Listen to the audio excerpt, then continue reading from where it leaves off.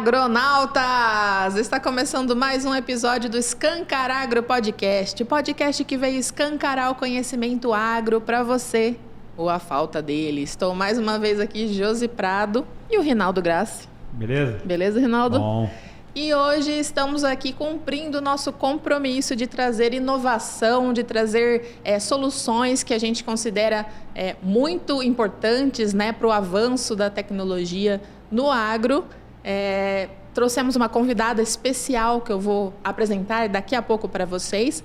Mas antes, aqueles recados básicos que você já conhece. Se você está assistindo a gente no canal do YouTube, se inscreva nesse canal, não custa nada para você, 5 segundos, botão aqui embaixo, você se inscreve, ative o sininho aí e ajuda muito a levar o nosso conteúdo cada vez mais para o público agro.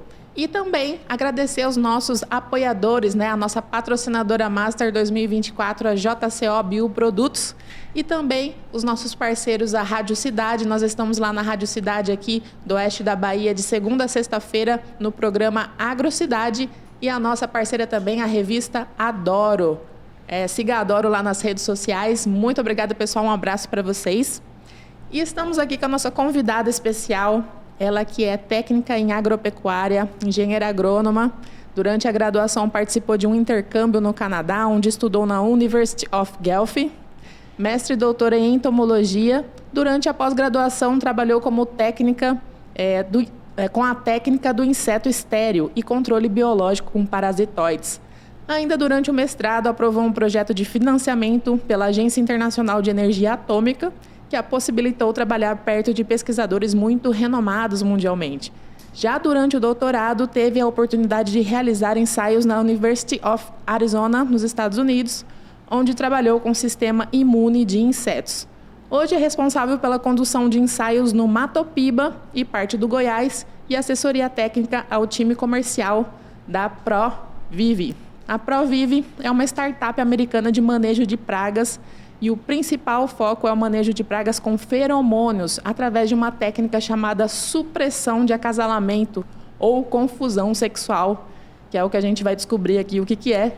Seja muito bem-vinda, Alexandra Krieger. Tudo bem com você? Tudo ótimo. Muito obrigada, Josi e Rinaldo, por me receberem. Oi, todo mundo que está nos ouvindo aí, né? Muito obrigada pela audiência também, por ouvir a gente, pelo interesse de saber mais sobre feromônios, sobre essa técnica também.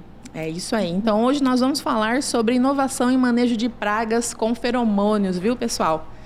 Um assunto muito interessante. E aí, para começar, Alexandra, eu gostaria que você explicasse para nós, para quem está ouvindo aí, o que é exatamente o feromônio, né? Talvez qual que é a química dele, qual que é o papel natural no comportamento dos insetos. Claro. Bom, os insetos, eles também se comunicam, né? Assim como a gente, eles também precisam se comunicar. E eles têm diferentes formas de se comunicar, né? Diferentes espécies de insetos têm um grau de importância diferente para os diferentes tipos de comunicação. A gente tem comunicação visual, olfativa, que daí entra os feromônios. Então, a gente tem o tato, né? Então, a gente tem diferentes formas de comunicação dos insetos. E os feromônios, eles estão dentro da comunicação olfativa, da comunicação química, que a gente chama.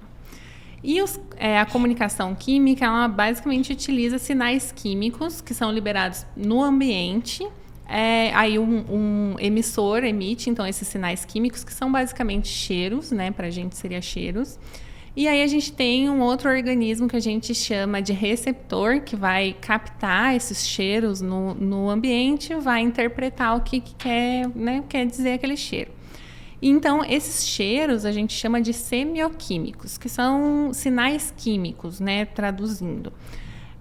E esses sinais químicos a gente pode classificar em dois, os aleloquímicos e os feromônios. Os aleloquímicos, eles são utilizados para comunicação entre organismos de espécies diferentes. Por exemplo, um cheiro que a planta está sendo atacada, né, por algum herbívoro, alguma lagarta, por exemplo, ela libera um sinal químico no ambiente. E aí a gente tem os parasitoides, por exemplo, que sentem esse sinal químico no ambiente, sabem que tem uma planta sendo atacada e vão até aquela planta para procurar o seu hospedeiro, né, que no caso é o herbívoro que está lá atacando. Nesse caso, então, a gente tem os aleloquímicos, porque a gente está envolvendo uma espécie que está emitindo odor, que seria, nesse exemplo, né, a planta, e outra espécie que está recebendo esse odor, que seria, nesse exemplo, o parasitóide. Já os feromônios, eles são para comunicação entre indivíduos da mesma espécie. Então, a gente tem feromônios, a gente tem vários tipos de feromônios, né? Todos eles vão servir para comunicação. A gente tem feromônio de trilha, por exemplo, né? Que é um bem clássico. Quem nunca viu uma trilha de formiga? Passou o dedo, né? Né? Foi lá atrapalhar as formiguinhas. Como elas sabem que elas têm que seguir aquele trilho, né? Até a comida ou de volta para o ninho? É justamente pelo feromônio. As formigas vão passando, vão liberando um feromônio, né? E então eles sabem exatamente onde seguir. A gente tem feromônio de agregação, feromônio de dispersão, a gente tem vários tipos de feromônios. Inclusive o sexual, que é o que a gente trabalha dentro da Provive. Muito legal. E a gente pode dizer também que, na verdade, feromônio, outras, não só insetos, né, mas animais de forma geral. Vários animais têm feromônios bem característicos. E aí a classe desses feromônios varia bastante, né, de animal para animal, de inseto para inseto, porque o feromônio ele é muito específico, né, porque ele é para comunicação entre indivíduos da mesma espécie. Então, por exemplo, assim, a gente imagina um ambiente onde a gente tem várias espécies coexistindo, aí trazendo de volta para os insetos, né, uma lavoura. Quantas espécies a gente tem lá, né? A gente tem várias pragas, vários inimigos naturais, a gente tem os polinizadores, todo mundo está lá e todo mundo quer se comunicar. Então, para garantir que essa comunicação ela seja efetiva, né, a gente tem os feromônios sendo altamente específicos. Não que um composto químico que forme um feromônio não possa ser utilizado por outro indivíduo como um aleloquímico. O mesmo composto, ele pode ser um feromônio, também pode ser um aleloquímico, dependendo quem está interpretando o cheiro e, né, reagindo a esse cheiro. Mas os feromônios, eles são, para aquele tipo de comunicação, eles são muito específicos. Pegando aí o feromônio de trilha, a gente quer que as formigas daquela espécie, daquele ninho, que sigam aquela trilha, né? A gente não quer uma outra formiga ali entrando sem querer no ninho, desavisada. Mesma coisa feromônio sexual, né? A gente tem lá, no caso a fêmea chamando o macho para o acasalamento, se a gente pegar o exemplo de mariposas, né? A gente não quer que, sei lá, uma espodóptera esteja lá chamando e venha uma helicoverpa macho acasalar. Porque daí não daria certo. Então, eles são também bastante específicos. Tanto se a gente pegar feromônios, né, de fora dos insetos, quanto insetos, eles são bastante específicos, o que é bastante interessante também. Muito legal. Esse estudo de feromônios, ele data mais ou menos de quanto tempo? Assim, você tem uma noção? Sim, eles foram... O primeiro feromônio que foi isolado, identificado e também sintetizado foi lá no final da década de 50, que foi o feromônio do bicho da seda, Bombyx mori. Era o feromônio sexual também, então era o feromônio que a fêmea do bicho da seda utilizava para atrair machos para acasalar. E ele foi o primeiro, então, feromônio, foi um grande marco, porque todos os pesquisadores, mesmo naquela época, eles... né, tinha vários grupos ao redor do mundo que se interessavam muito pela comunicação entre insetos, né, para entender como ocorria essa comunicação. Que a gente vai lá ver que tem um comportamento, né, os insetos exibem um comportamento bem característico para essas respostas de feromônio, mas não sabia o que estava ali intermediando. Daí eles, né, chegaram a essa conclusão que eram os compostos químicos e foram atrás dessa identificação.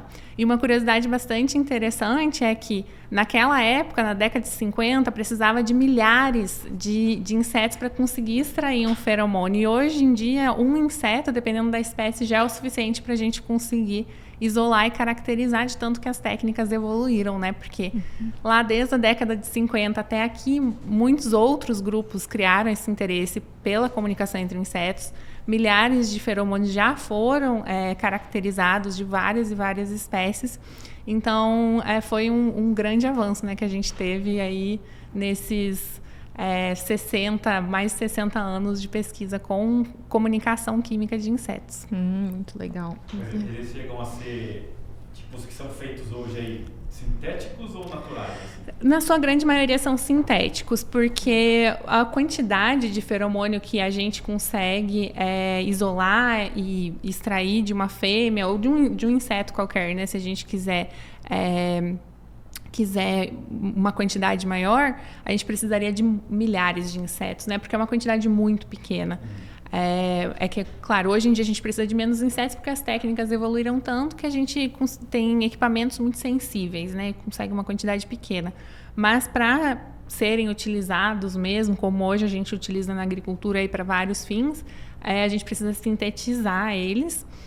Mas a gente consegue misturas muito próximas, né, para a maior parte dos insetos, muito próximas da que é utilizada de fato lá pelo inseto na natureza, o que ajuda bastante.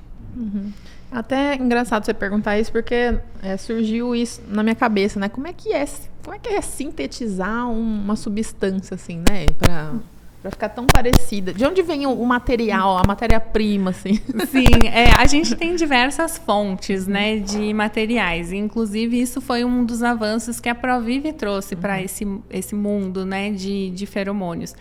A gente tem várias formas de sintetizar esse feromônio, todas são, né, fórmulas bastante químicas, que a gente tem feromônios, a gente tem compostos diferentes, né, diferentes espécies têm diferentes compostos em diferentes quantidades. Então, o primeiro passo é pegar uma espécie, identificar quais são os compostos e quais as quantidades desses compostos. Porque muitas vezes a gente tem espécies que nem são tão próximas e dividem os mesmos compostos.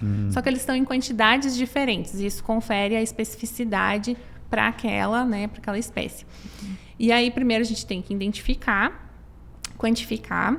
E aí a gente começa a fazer testes de misturas, né, para entender qual é a mistura daquela espécie, porque nem todos os compostos presentes num feromônio são, de fato, muito importantes para o fim de atrair ou confundir, né, aquela espécie. Então, a gente faz testes para entender qual é a mistura ideal e aí passa a sintetizar. E aí, diferentes empresas têm diferentes formas de sintetizar. No caso da Provive, o que teve de grande evolução é que lá em 2013, né, quando a Provive foi fundada, ela foi fundada por 3 químicos, então eles trabalhavam com biocatalisadores. Eram tecnologias ganhadoras do Prêmio Nobel de Biocatálise, de Química, né, o Prêmio Nobel de Química, e eles trabalhavam e queriam utilizar de alguma forma, né? Eles foram atrás para ver como eles poderiam utilizar de forma prática. Imagina, 3 químicos chegaram na agricultura, foi quase de paraquedas, né? Eles contaram, claro, com o apoio de muita gente que entendia do agro, lá no início, principalmente, né, para conseguir viabilizar isso. Mas, então, a técnica da Provive é com o uso de biocatalisadores. Mas outras empresas têm diferentes técnicas aí para produzir, para sintetizar os ingredientes do feromônio. A chance de resistência bem menor, né? É muito menor do que a gente pensar num inseticida químico, por exemplo, né? Por quê? Porque para começar, a gente precisa, assim, de uma mutação dupla, né? Quando a gente fala de feromônio, a gente precisa que a mesma mutação ocorra em 2 insetos diferentes, que é a fêmea e o macho. E eles precisam se encontrar para reproduzir e precisa herdar, né, essa mutação ainda, além de tudo. Então, é algo que não é que seja impossível, mas é muito, muito difícil. Tanto é que aí a gente tem, né, foi lá na década de 50, foi a primeira vez utilizado, mas foi a primeira vez descoberto o feromônio, mas utilizado, a gente tem aí feromônios utilizados na agricultura há mais de 30 anos, quase 40 anos, né?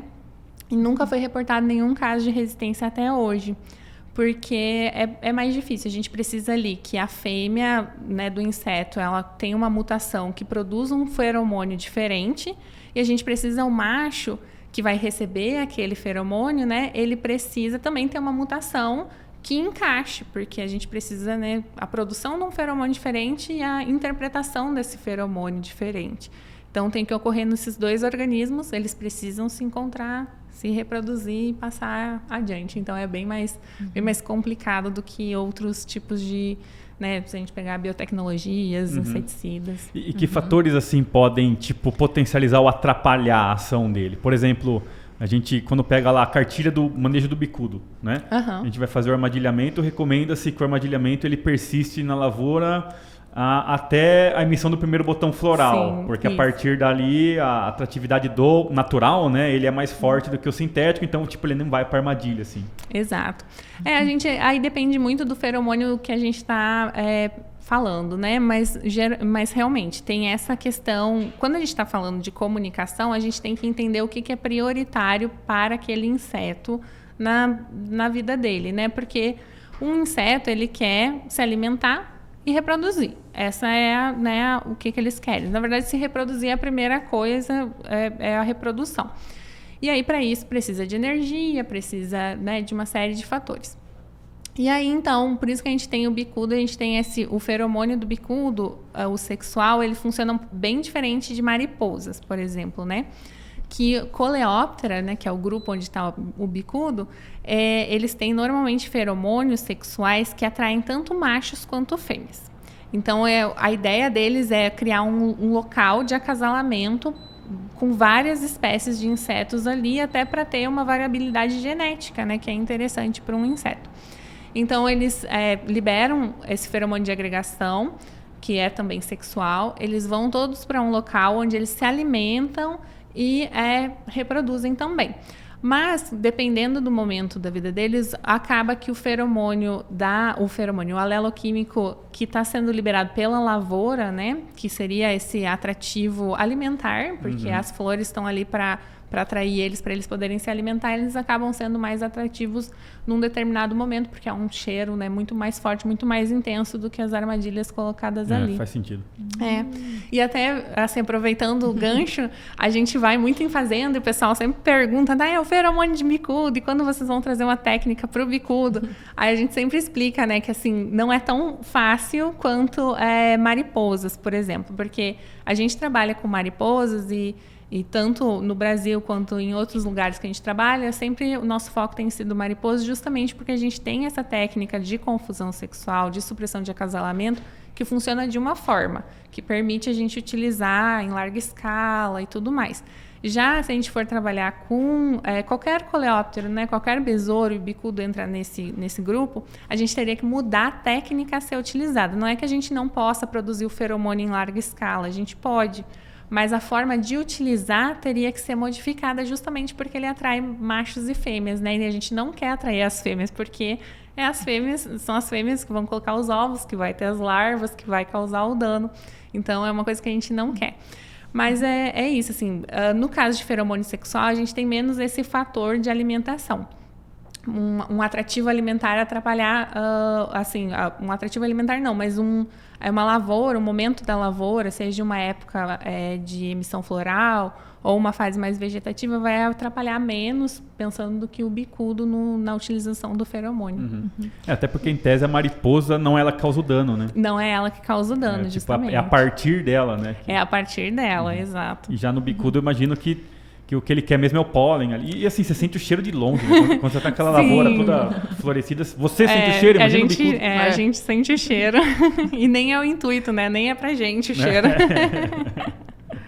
É verdade. E no caso, assim, só falando então da tecnologia em si de vocês, né? Você falou de confusão sexual. Como é que funciona? Isso. Bom, a ideia da confusão sexual é a gente usar um feromônio sexual, que seria, no caso de mariposa, né, que é o nosso foco, é o feromônio, o cheiro, que a fêmea libera no ambiente para chamar o macho para acasalar.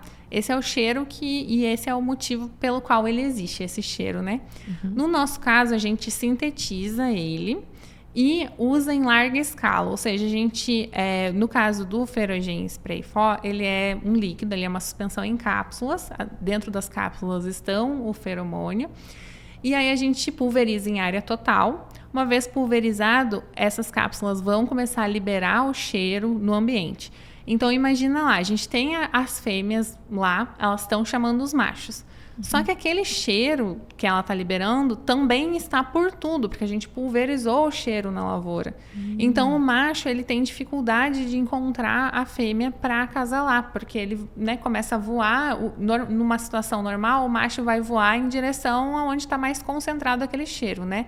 Ele sente uma quantidade muito pequena no ar para conseguir começar, né, a ser atraído pelo cheiro.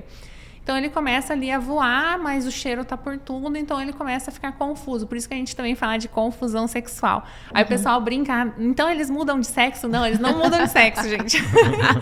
Eles ficam confusos, né? Eles ficam confusos e não conseguem encontrar a fêmea, porque o cheiro dela tá por tudo.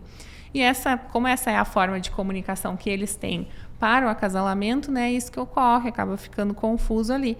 Ou a gente também chama de supressão do acasalamento, que seria um nome mais técnico, que é porque, né, como eles não se encontram, não ocorre o acasalamento. Então ele acaba sendo um manejo preventivo, né, porque, que nem o Rinaldo falou, né, quem causa dano não é a mariposa, é ali a lagarta lá na frente, né, então a gente acaba interrompendo o acasalamento. Aí sem o acasalamento, a gente, quando a mariposa vai colocar os ovos, não vai ter espermatozoides, né? Porque não foi transferido no acasalamento. Esses ovos vão estar inférteis e se eles não estão férteis, eles não geram a lagarta lá na frente. Então acaba diminuindo a população, né? Acabam diminuindo a população do inseto dessa forma, assim. Aí por isso que a gente geralmente trabalha com, assim, o pessoal fala, né, não tem lagarta, né, não vou aplicar. Então, mas o intuito não é ver a lagarta, né? Então a gente tem que antecipar ali, a gente geralmente trabalha com algum posicionamento técnico, dependendo da cultura, para conseguir antecipar isso, prevenir que tenha lagarta lá na frente. Então, tipo assim, ele não controla, ele é como se o macho ele esgotasse a vida dele sem achar, tipo assim, sei lá, qual que é o período de vida da mariposa? Em torno de 10 dias, 12 dias. Tipo assim, é como se ele ficasse 10 dias lá voando, e aí ele vai morrer. Exato. Ele fica gastando energia à toa, né? Porque ele vai, né, teoricamente, ele sente ali um cheiro e pensa, opa, tem uma fêmea aqui. E começa a voar, mas aí ele voa pra cá, não encontra, voa pra cá, não encontra, e aí começa a gastar energia ali e acaba, né, esgotando toda a energia sem encontrar a fêmea e acaba morrendo. E aí vocês usam, tipo, como você falou, posicionamento técnico, né? De quando que eu entro, teria algum... Qual que é o drive, assim? Ideal que tenha uma rede de armadilhamento, por exemplo. Hoje em dia a gente não trabalha com rede de armadilhamento, a gente trabalha com posicionamento fixo de cultura para cultura. O ferrugem, ele é registrado no mapa para Spodoptera frugiperda, então ele é super específico, até é bom lembrar, assim, porque ele só funciona, como eu falei, né, antes, o feromônio é super específico e o ferrugem não é diferente, então ele só funciona para Spodoptera frugiperda e ele é registrado para Spodoptera frugiperda, então ele pode ser utilizado em qualquer cultura que Spodoptera frugiperda esteja presente. E aí a gente validou isso dentro da pesquisa, depois levou no comercial, né?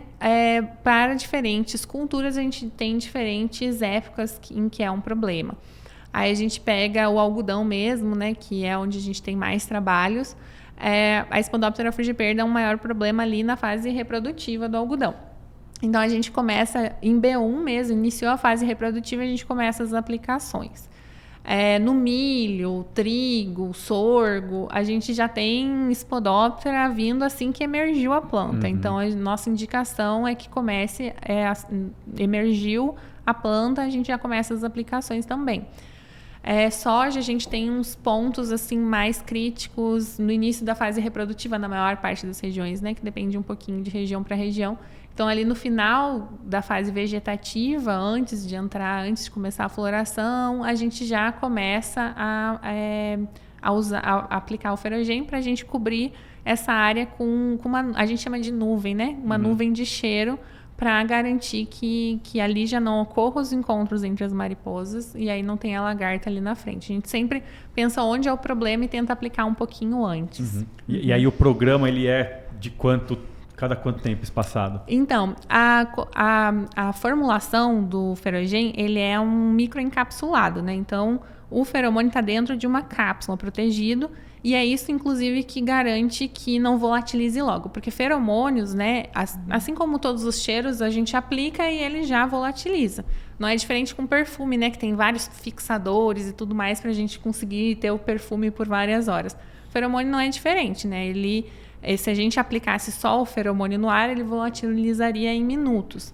Aí, então, essa microcápsula, ela segura o feromônio lá e garante que seja liberado aos poucos, gradativamente. A nossa microcápsula, ela leva de 7 a 10 dias para terminar o conteúdo ali e não ter mais nuvem no ar. Então, a cada 7, 10 dias, a gente precisa entrar com uma nova aplicação, no máximo 10 dias. E aí, o número de aplicações que a gente recomenda varia de novo de cultura para cultura, justamente pensando no período que a gente quer proteger.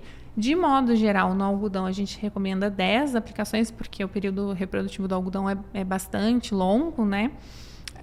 E aí, para culturas de ciclo mais curto, no geral, a gente recomenda 5, para a gente ter aí de 35 a 50 dias, né, nessas culturas protegido com a nuvem.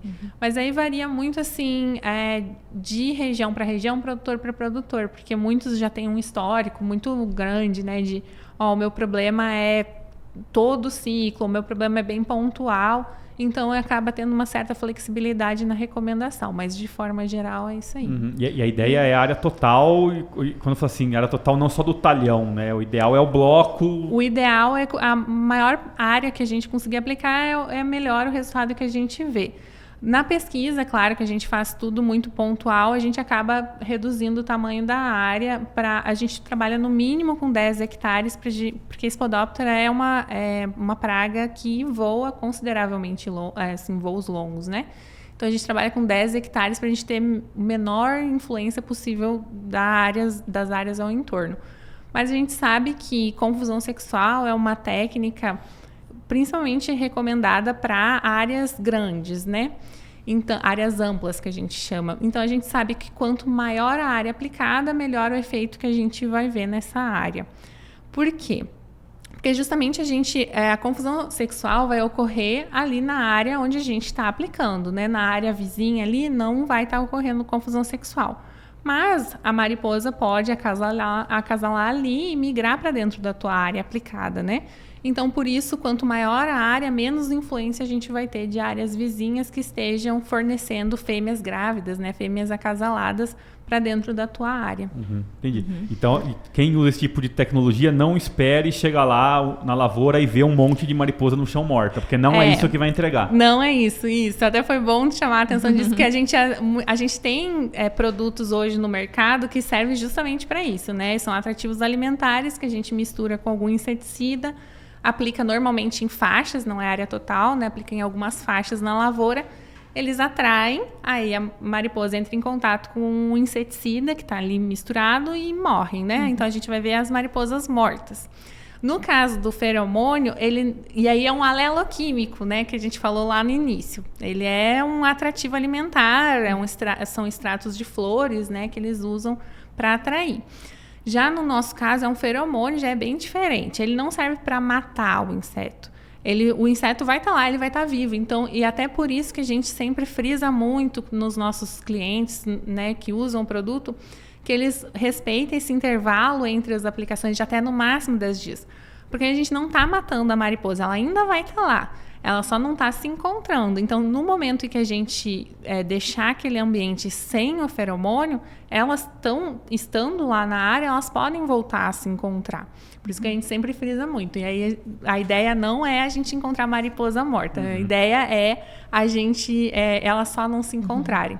Aí, uma forma que a gente tenta, assim, para mostrar para o produtor ser um pouco mais visual, né, deles conseguirem ver o que está acontecendo. Porque uma coisa assim, a gente aplica o feromônio, a gente não sente o cheiro, mas será que ele está lá mesmo, né? Não estou vendo mariposa morta, não estou vendo a lagarta morta, será que tá ali mesmo? A gente costuma colocar armadilhas nas áreas, tanto tratadas quanto não tratadas. Que aí o que acontece? Nessas armadilhas, a gente coloca também um feromôniozinho, mas dessa vez é um sachêzinho que a gente bota lá dentro. E esse sachê vai ser basicamente como uma super fêmea, chamando ali machos o tempo inteiro. O intuito daquele sachê é chamar machos.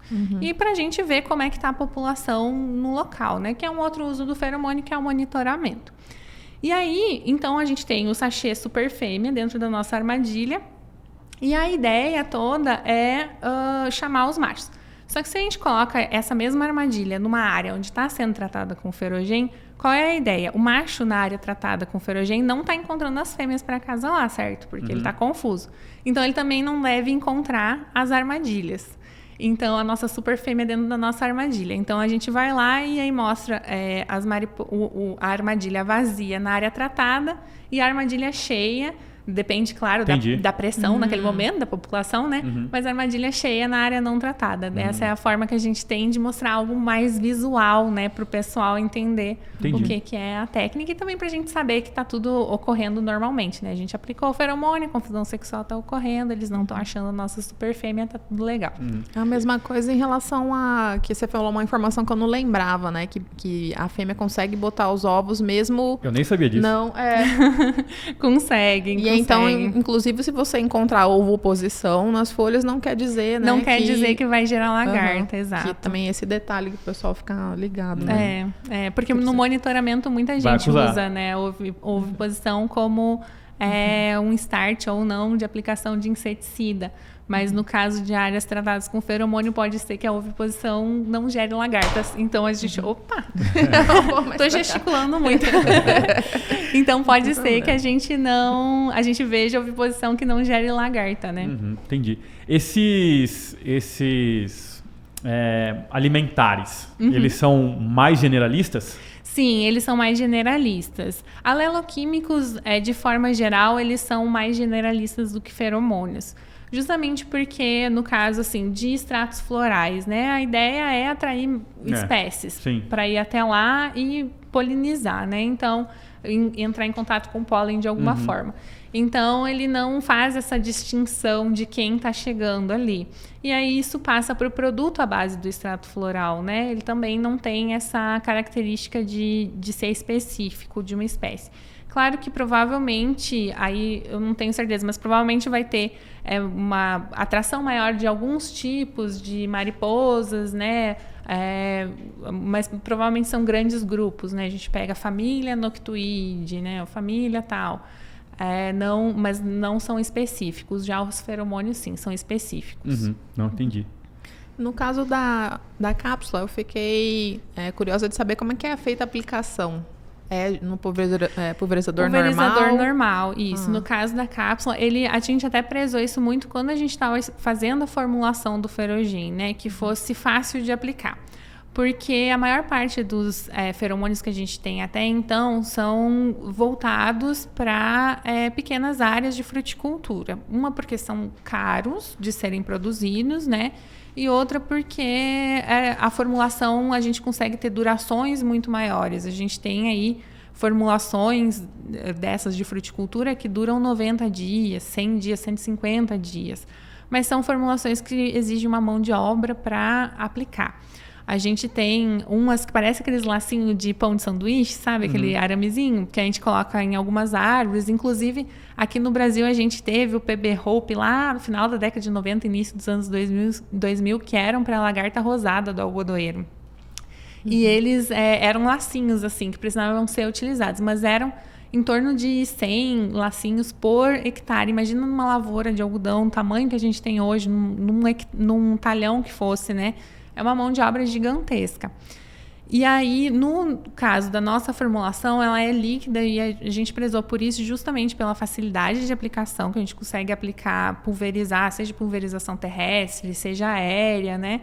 E também uma alta compatibilidade com produtos, porque hoje em dia a gente sabe que o produtor, quando entra na lavoura, ele não entra com um único produto, né? Ele faz uma mistura ali, já aproveita inseticida, fungicida, tudo que conseguir colocar naquela cauda e aplica.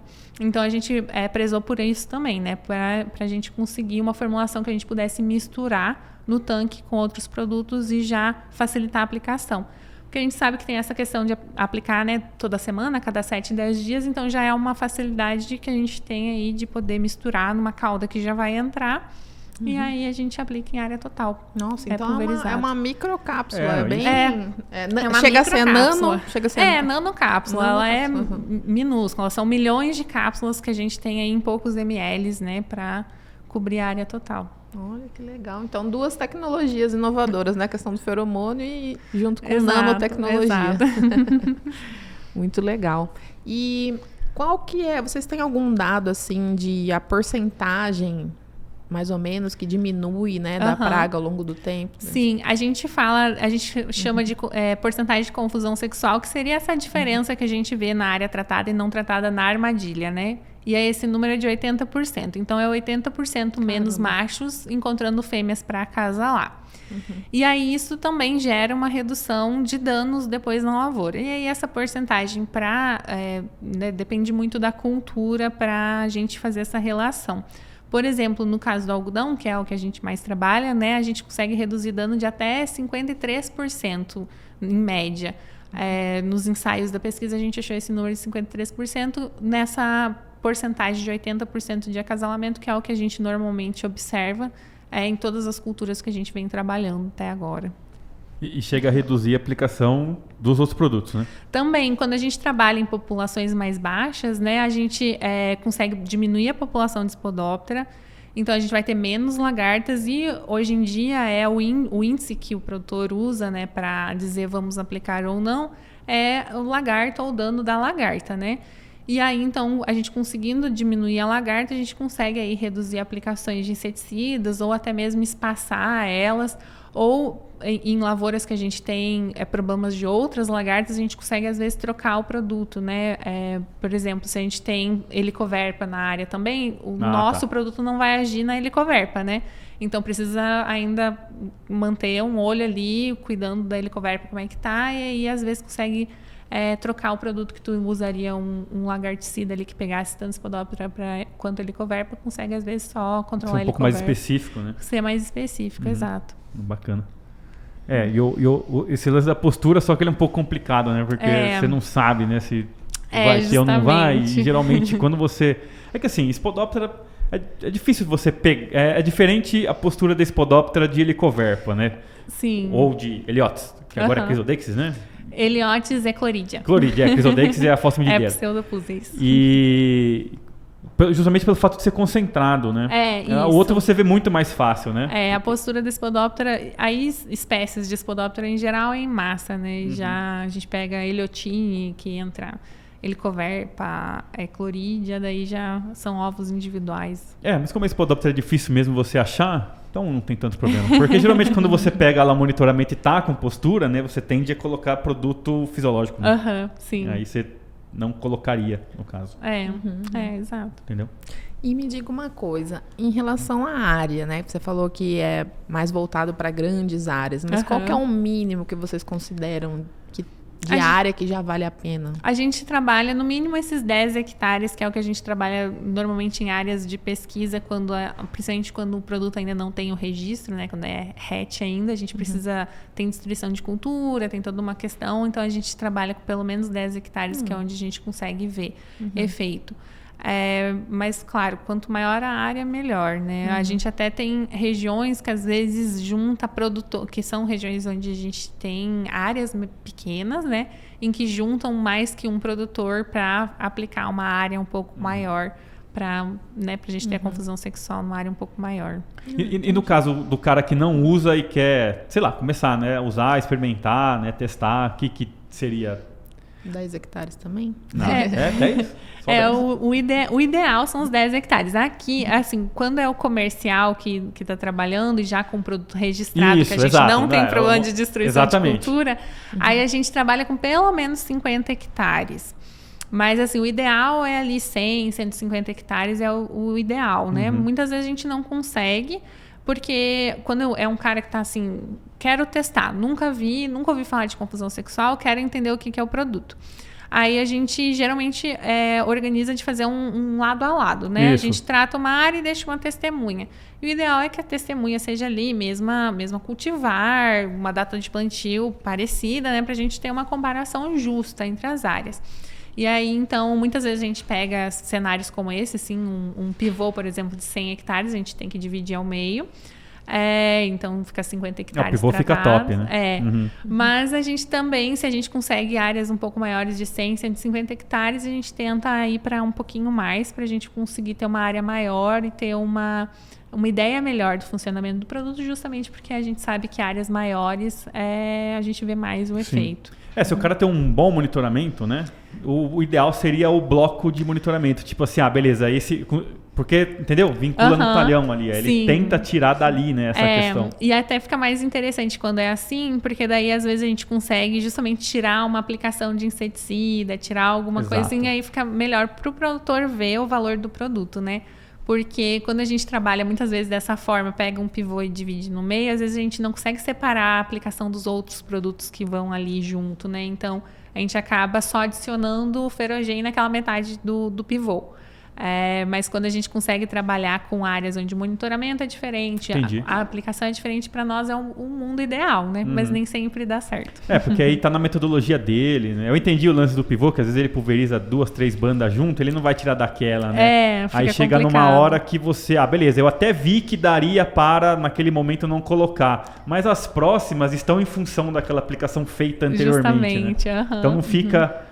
puro, vamos dizer assim, o resultado. Ainda mais assim aqui na Bahia, que as áreas são gigantescas, então o pessoal geralmente faz essas baterias já juntando vários, né? Vai avião, então junta vários pivôs, vários talhões, né? Então às vezes a gente não consegue fazer essa separação. Essa era uma dificuldade que a gente sempre teve de fazer, por exemplo, ensaio de regulador de crescimento em algodão, entendeu? Porque você vai lá, beleza, na primeira aplicação, ok, você vai lá e faz várias doses.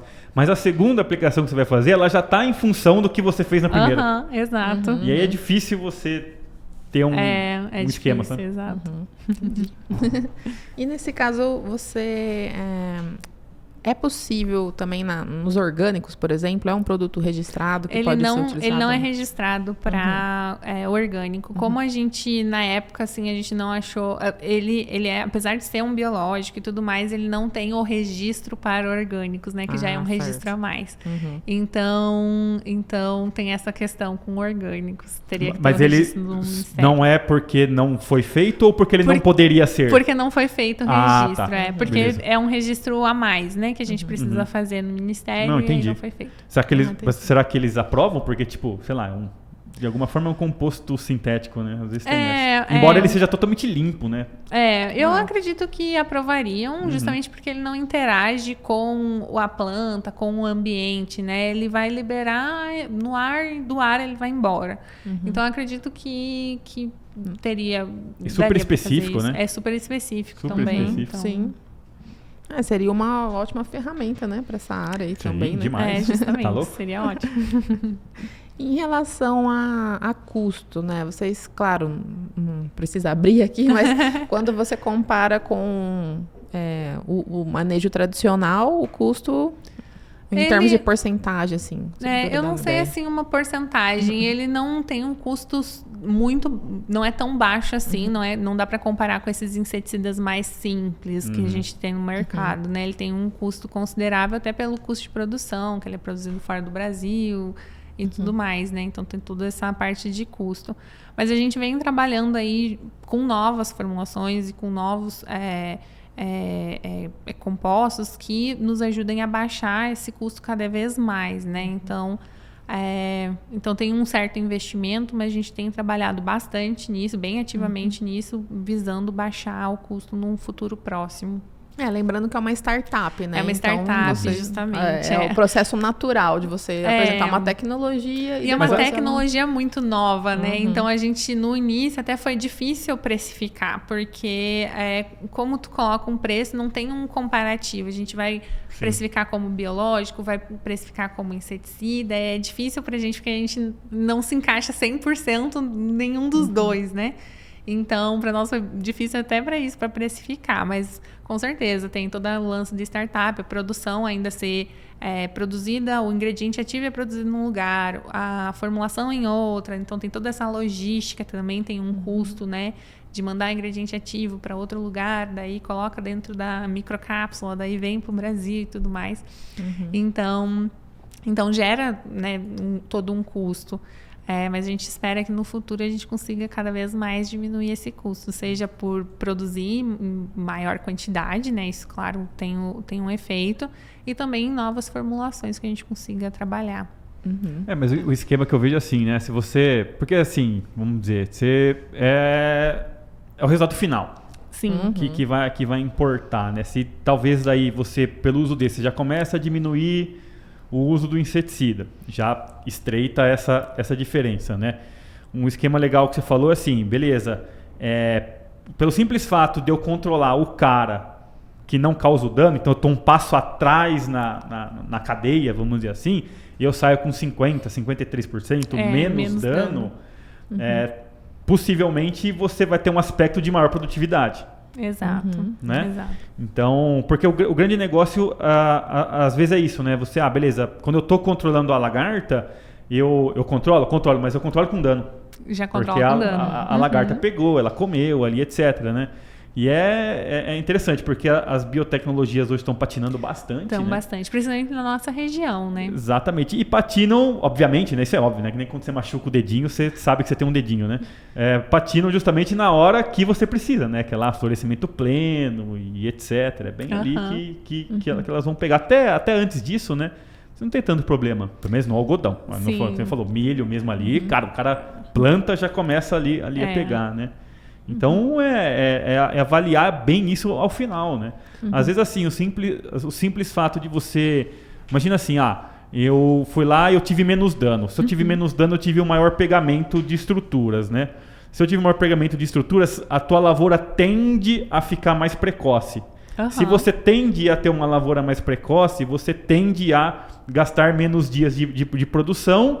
E no final tem uma ou outra aplicação que você faria ali naquele final, que não necessariamente ela estaria para a lagarta, mas você acaba tirando. Por exemplo, beleza, eu fiz uma lavoura com 15 dias a menos, eu tirei uma de mosca branca e tirei uma de bicudo. São coisas que o cara tem que contabilizar ali. Exato. Às vezes não é feito tão direto, né, mas faz parte do manejo, entendeu? Tudo faz parte da conta, né? Faz parte da conta, exatamente. Muito bom. E você comentou que a startup ela é americana, mas já tem uma presença mundial aí, onde em cada local tem uma tecnologia diferente, né? Isso, exato. Só pedir para você repetir o que a gente estava conversando antes, para falar das tecnologias de um modo geral. Ela foi fundada lá na Califórnia, lá nos Estados Unidos, mas daí, né, foi lá em 2013, então de 2013 para cá foi sendo difundida. A gente sempre trabalha com feromônio, independente do local, sempre visando alguma espécie de mariposa, né? Sempre visando a confusão sexual. Aí aqui, né, aqui no Brasil e no México, o nosso foco principal é Spodoptera frugiperda. O produto que a gente utiliza é um pouquinho diferente. No México, a gente tem áreas um pouco menores, né, bem diferente daqui do Brasil, onde a gente tem uma extensão de terra bem maior. Então, lá a gente trabalha com um dispenser. Ele parece um sachêzinho que a gente coloca, no caso lá a gente trabalha muito com milho, né? A gente coloca aí 30 dispensers por hectare. E aqui a gente até estava conversando, a gente tem o dispenser, ele é registrado no Ministério da Agricultura, mas a gente não trabalha com o dispenser comercialmente, justamente porque o nosso foco tem sido áreas muito grandes. Então, imagina aí, a gente pega um talhão de 300 hectares, tem que botar 30 dispenser por hectare, e ele não é biodegradável, então a gente tem que tirar ele ainda depois. Imagina, é uma mão de obra muito grande que inviabilizaria o uso, né? Então, a gente acaba trabalhando só com o líquido. A gente tem também, na Ásia, a gente trabalha com uma praga do arroz, que é uma broca do arroz, é uma espécie que a gente não tem aqui no Brasil, né? Mas para eles lá é muito importante. O arroz na Ásia é muito importante, né? E aí a gente tem essa praga que a gente também trabalha lá. E na Europa a gente tem trabalhado de um sistema diferente, onde a gente fornece ingrediente ativo para empresas, então é um B2B. E a gente foca mais em pragas da fruticultura lá.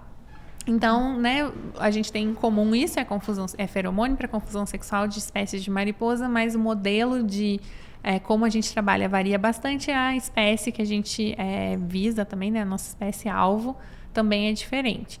Aí, claro, essas são espécies que a gente trabalha hoje em dia. A gente tem trabalhado bastante para desenvolver produtos para outras espécies. Onde eu ia... Era a próxima pergunta. Todas elas, nesse momento, são para mariposas, então, diferentes espécies de mariposa. Tá. Mas a gente tem trabalhado aí desenvolvendo. Claro, é o que a gente fala sempre, né? Quando a gente vai nas fazendas, todo mundo tem bastante ansiedade, quer saber vários produtos, e para essa praga, e cigarrinha, e bicudo, né? Mas a gente sempre fala, a gente é uma empresa pequena, então a gente tem que ir aos poucos. Tem que ter foco, né? Tem que ter foco. Nosso foco foi Spodoptera. A gente tem trabalhado agora para melhorar o Ferogen ainda mais, né? A gente já é um produto muito bom, mas a gente quer baixar custo, quer aumentar a duração para a gente até acessar outras culturas onde a gente não costuma entrar semanalmente, né? Então, com aplicações. Então, a gente tem trabalhado nisso e a gente vem trabalhando um pouco mais devagar, mas sem parar também com outras espécies de mariposas também, pensando nesse primeiro momento em mariposas que afetam grandes culturas, né? Que como a gente já está trabalhando, é mais fácil trabalhar com outras pragas, mas das mesmas culturas que a gente já está trabalhando. Dá para falar assim que entre as ordens não sei, de inseto, o lepidóptero ele é o mais generalista mesmo? Quando você vai para coleóptero, eles tendem a ser mais específicos ou alguma coisa assim? Depende muito da espécie, mas a gente tem vários lepidópteros que são muito importantes, né, de várias culturas. Spodoptero é um exemplo, que a gente tem a Spodoptera sendo praga de várias culturas, né? A gente, inclusive, agora, nessa última safra, a gente teve um pessoal que estava tendo muito problema no melão. E eles acabaram entrando em contato com a gente, eles estão usando o Ferogen no melão, porque naquela região lá é um problema muito grande. Então, a gente tem Spodoptera sendo problema. A gente pensa muito, né, milho, soja e algodão, que é o que a gente vive, mas acaba que é problema em várias outras culturas também. E até foi por isso que a ProVive começou com o Spodoptera, né? A gente precisava começar de alguma forma. Lá no início, até a ideia ia ser Helicoverpa, porque justamente ali, né, de 2013 a 2014 foi onde começou o problema. Então, começou a ser desenvolvido para Helicoverpa, mas daí o pessoal começou a conversar, né, justamente com esse pessoal que veio do agro para integrar a ProVive. E eles falaram, nossa, mas Spodoptera, flor de perda, é uma praga muito mais agressiva, assim, em torno de populações muito maiores. Adaptação, ataca várias culturas. Então, eles mudaram, né? Teve ali uma mudança de Helicoverpa para ir para a Spodoptera, para a gente focar na Spodoptera por causa disso. Mas a gente não desistiu ainda da Helicoverpa, não desistiu das outras pragas também. Mas acaba que aquilo que eu falei no início, né? Que o sistema de comunicação de lepidóptero permite a gente utilizar essa forma de confusão sexual, onde a gente aplica em larga escala, confunde macho e fêmea, eles não se encontram e tudo mais. Se a gente for pensar em coleóptero mesmo, a gente teria que utilizar uma outra forma, talvez um atrai-mata, por exemplo, usar o feromônio, né, já que é agregação, associado a algum inseticida. Entendi. Então teria que ser um modelo diferente. Cara, você viu o regaço que esse Spodoptera fez na hortelã lá de casa? Foi. Nossa. Mas eu arrumei um jeito já de... Quando você vê lá, né? Você pega o vaso, tem que ter em vaso, né? Sim. Enche ele de água, enche ele de água que elas vão boiar. Na hora que elas boiar, você vai lá e pega todas. Foi um acaso que eu descobri isso aí. Foi uma super irrigação. Foi. Tá vendo? Tem potencial para mosca branca de alguma coisa ou ele é um bicho que, sei lá, ele é meio peçonhento, assim? Não, mosca branca, pra ser sincera, é uma boa pergunta. Eu não sei bem como é que funciona a comunicação da mosca branca. Então, eu não sei. Talvez teria algum feromônio que a gente poderia aproveitar, mas provavelmente teria que ser diferente. Tem que estudar ainda como que é a comunicação dela. A comunicação, porque o que acontece, né? A mosca branca, ela já vive ali, muitas vezes, em colônias muito próximas, né? Então, elas estão numa distância muito próxima, o macho da fêmea, é mais fácil. Então, provavelmente atrapalhar a comunicação por meio de feromônio não funcionaria tão bem, a não ser que fosse algum tipo de feromônio que de agregação, alguma coisa assim, para atrair naquela linha igual do coleóptero. Igual do coleóptero. Mas eu não sei muito como funciona a comunicação da mosca branca. Já põe na lista aí. Né? Já vão ter que ver. Tem uma lista aqui, Já né? tem uma lista. Já tem uma lista. Tem 38 pragas aqui pra sugestões. E falando, só para não perder a deixa também, tá vendo a dica do Rinaldo aí, ó, escancaragro também é horta de casa, né? Também tem os... Muito bem, dicas para horta. Dicas para a horta também você tem aqui. Com certeza. Muito bom. Bom, acredito que a gente abordou bem, né, todos os aspectos. Sim. Falamos aí do feromônio em si, né, da terminologia, falamos de como funciona a tecnologia, do inseto um pouquinho também. Em relação, vamos explorar um pouquinho a sua vida pessoal aí, que a gente gosta também de xeretar. Agora é o nosso quadro de fofoca. De fofocas, ótimo.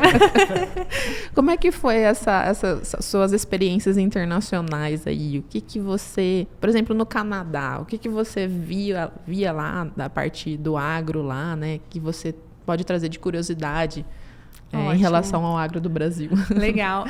Bom, eu tive muita sorte, né, de ter essas experiências. Foram experiências maravilhosas e que me moldaram muito, assim, tanto pessoalmente quanto profissionalmente, né? No Canadá, a região onde eu fiquei foi um estado chamado Ontário. Era uma cidade perto de Toronto. A Universidade de Guelph, ela é uma universidade onde o agro é muito forte. Então, a agronomia, são os dois principais cursos que eles têm na universidade, a agronomia e a veterinária. Então, é uma faculdade muito agro, é muito interessante, assim, muito boa universidade.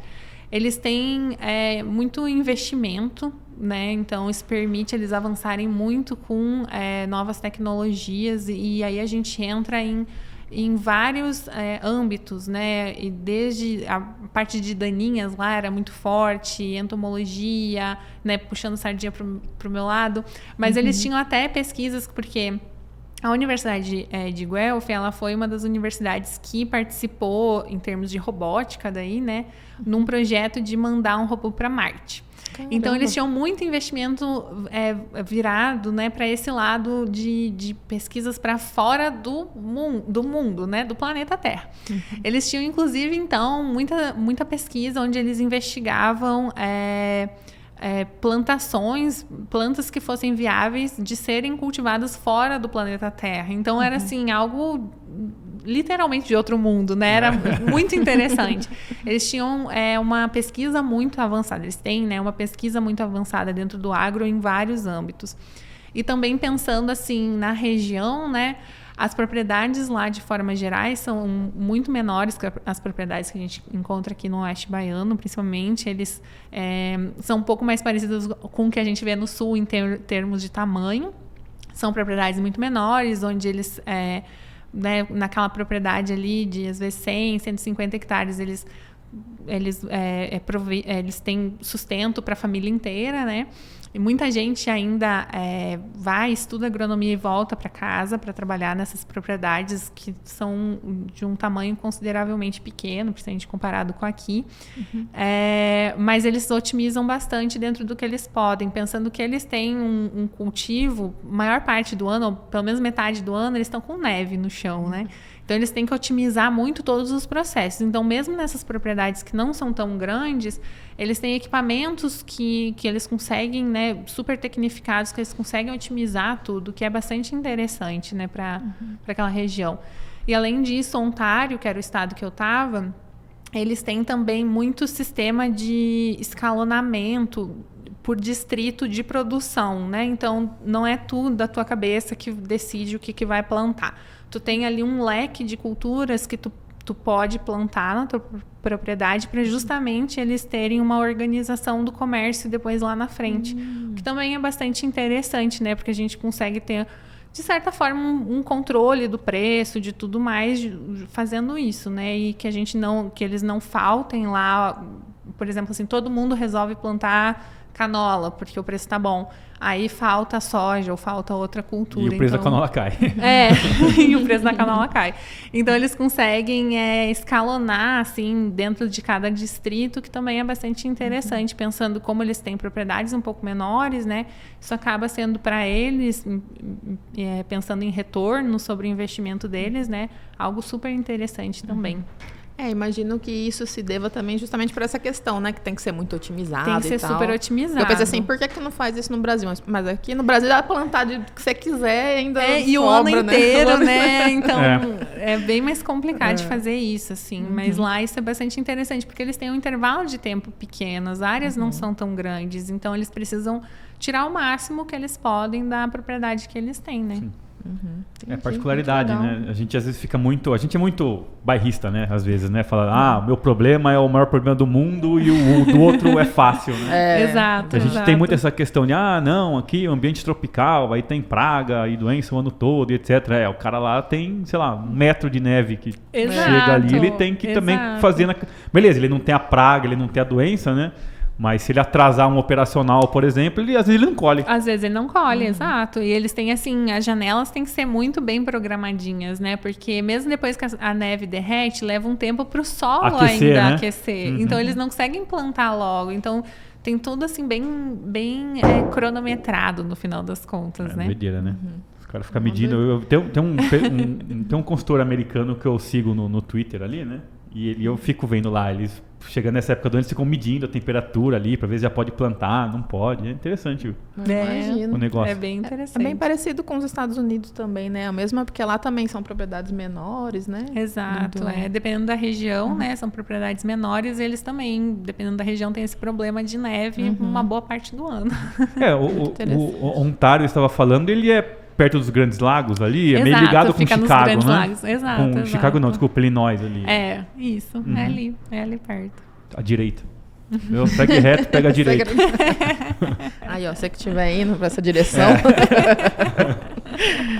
Muito bom. E eu imagino que tudo isso vocês tenham essa missão, né, voltando agora para a Provive, né, essa missão de ajudar no manejo integrado, na questão de ter tecnologias que impactem menos no meio ambiente, Exato. A gente, desde lá da produção do feromônio, essas tecnologias que a Provive utiliza, geram menos resíduos para o ambiente, né? Então, desde a parte de produção, a gente se preocupa em ter menos resíduos, ser mais sustentável, até lá no final, né? A gente conseguir trabalhar com populações mais baixas de pragas, ter menos entradas na lavoura, reduzir inseticidas e tudo mais, aproveitando o feromônio em si, que por ele ser muito específico, ele acaba tendo esse benefício indireto dele, né? Que ele não vai afetar inimigos naturais, não vai afetar polinizadores.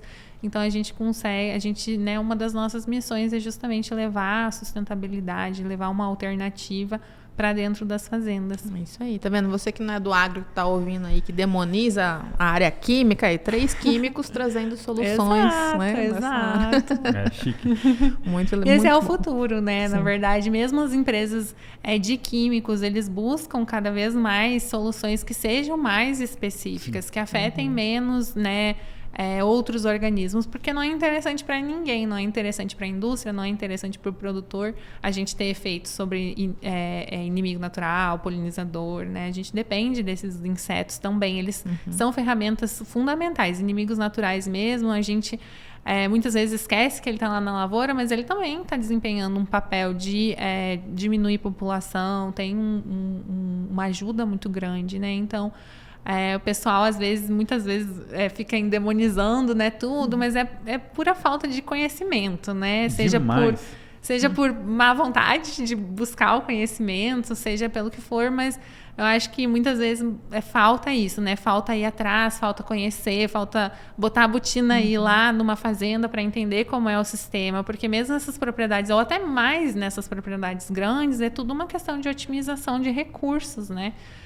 Otimização de cada recurso que eles têm disponível, a gente quer otimizar. Então, muitas vezes é isso, é falta de conhecimento do pessoal. Não, eu acho que o mais ridículo, vamos dizer assim, que o pessoal não entende, é que isso custa, entendeu? O cara ir lá e pegar e aplicar um negócio, ele tá comprando, justamente. Aquilo custa, e ninguém quer gastar. Ninguém quer gastar, parece que os caras acham que tem paixão, né, de ligar o pulverizador. Né? Não, o sonho do produtor, eu acho, é ver o avião no chão e o pulverizador na garagem lá. Né? Exato. Inclusive, olha a importância dessas grandes propriedades no custeio dessas novas tecnologias, porque, né? Com certeza. O papel delas, né?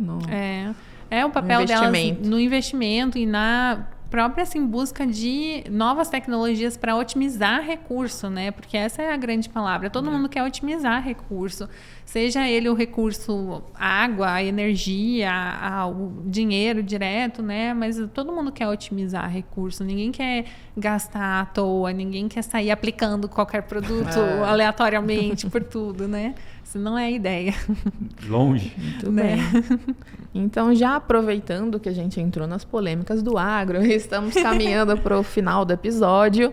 Te convido a participar da nossa brincadeira aqui, que é uma surpresa para todos os convidados, que se chama Sequência Espinhosa. A gente elenca os principais temas mais polêmicos da mídia e você pode falar com uma palavra só, né? Devolver com uma palavra, ou quiser falar um pouquinho, ou quiser pular, fica à vontade, tá bom? Vamos lá, para as polêmicas.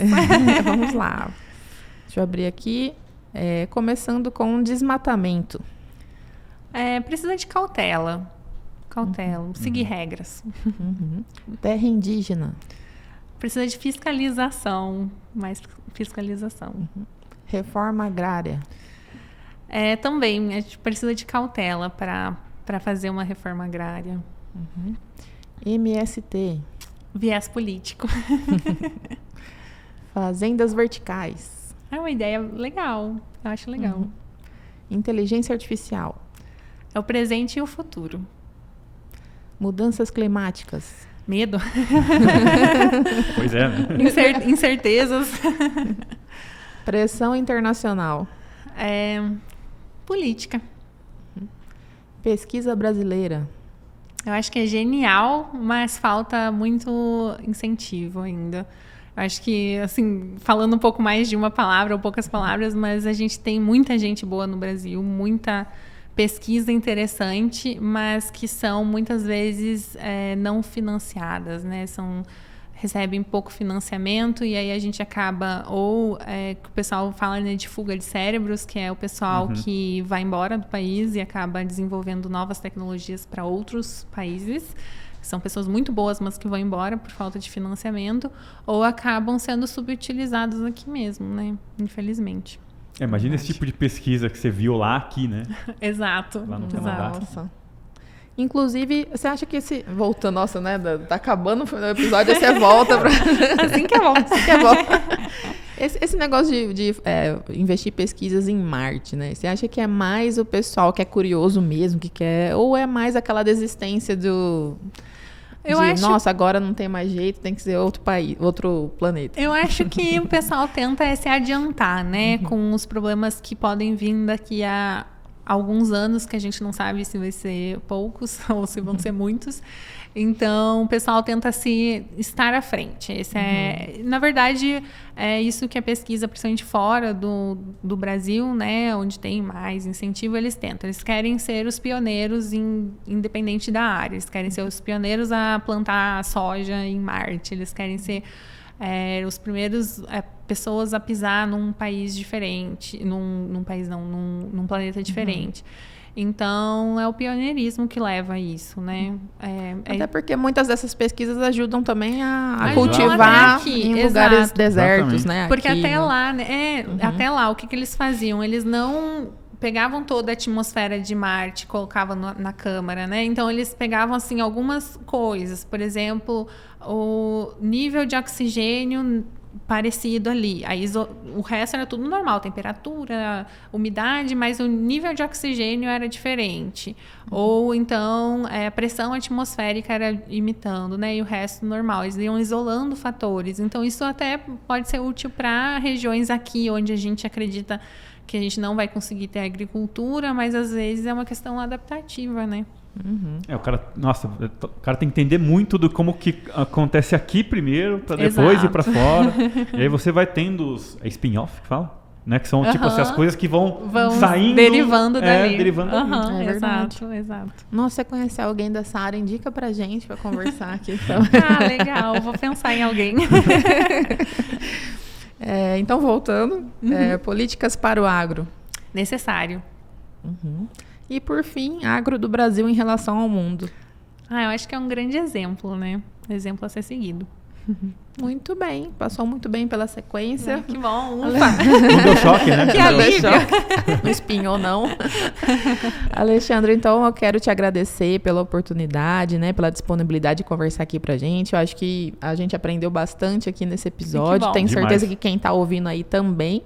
E deixo aí o espaço para você deixar as palavras finais para quem quiser conhecer melhor o trabalho. Ótimo. Bom, eu queria agradecer. Para mim, eu me senti muito honrada com o convite de vir aqui participar. Eu já sigo vocês nas redes, né? Já escutei vários episódios, então foi uma honra receber o convite de vir aqui falar sobre um pouquinho mais do que a gente trabalha, da Provive, do que é o feromônio. Porque a gente é um trabalho de formiguinha, né? A gente trabalha com uma tecnologia muito nova. A gente é uma startup chegando no mercado com algo que ninguém nunca ouviu falar, muitas vezes. Então, esse espaço, assim, da gente conseguir ir explicando, atingindo mais públicos e tudo mais, é muito importante pra gente. E para mim, pessoalmente, né, que eu gosto muito dessa parte de extensão, essa parte de divulgar a tecnologia, para mim, desde lá da graduação, é uma coisa que eu sempre gostei, eu sempre busquei participar de feiras e tudo mais, onde a gente podia atingir vários públicos, né? Desde ali das crianças que nem sabem o que é um inseto direito, até produtores super tecnificados. Para mim, é sempre assim, algo muito divertido, uma troca muito grande, né? Que a gente aprende junto e tudo mais. Então, foi ótimo participar. Muito obrigada pelo convite. Espero que o pessoal, né, de casa também tenha gostado aí, que estão escutando a gente. E a gente tenta sempre ser bastante ativo nas redes sociais. Então, a gente tem o Instagram e tem o LinkedIn da Provive. No Instagram, a gente é ProviveBR e no LinkedIn, Provive Brasil. A gente tenta ali sempre estar comunicando, né, as coisas e tentando levar essa tecnologia, difundir para o pessoal. Então, fica um convite aí para todo mundo que quiser nos seguir lá para aprender mais, né? E é isso. É isso aí. A gente que agradece, então, a participação. E, pessoal, vocês já sabem, né? Se ficou alguma dúvida que você acha que a gente não comentou aqui, que você queria saber, a gente não falou, deixa aí nos comentários do vídeo. Se for mais tímido, mais tímida, manda lá para contato@agroinsight.com.br. Siga a gente nas redes sociais, a Provive também. E a gente se encontra, então, no próximo episódio. Tchau. Tchau.